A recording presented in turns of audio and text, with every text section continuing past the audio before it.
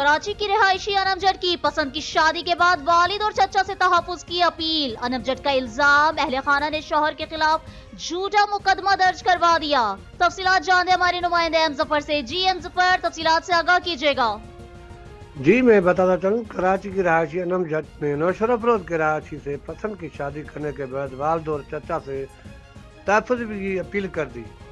नौशर अफरोज के justice of peace अदालत में बिलाल कॉलोनी कराची की रहायशी अनम जट ने गांव कलरों के रहायशी आसिफ वगन से पसंद की शादी कर ली है।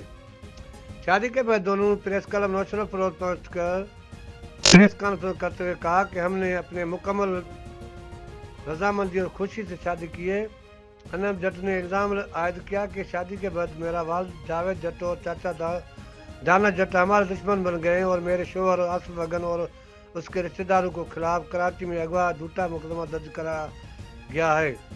अनम जट ने कहा कि हम महफूज नहीं हैं। बाख्तियार हुकाम से अपील है कि हमें तहफ़्फ़ुज़ फराहम किया जाए ताकि हम सुकून से अपनी शादीशुदा ज़िंदगी गुजार सकें। एम जफर तगर, डिप्टी ब्यूरो चीफ फैज़ न्यूज़, नौशर अफरोज। बहुत शुक्रिया एम जफर, हमें तफसीलात से आगाह करने के लिए। मज़ीद खबरों और तफसीलात के लिए देखते रहिए फैज़ न्यूज़ नेटवर्क। फैज़ न्यूज़, फैज़ सबके लिए।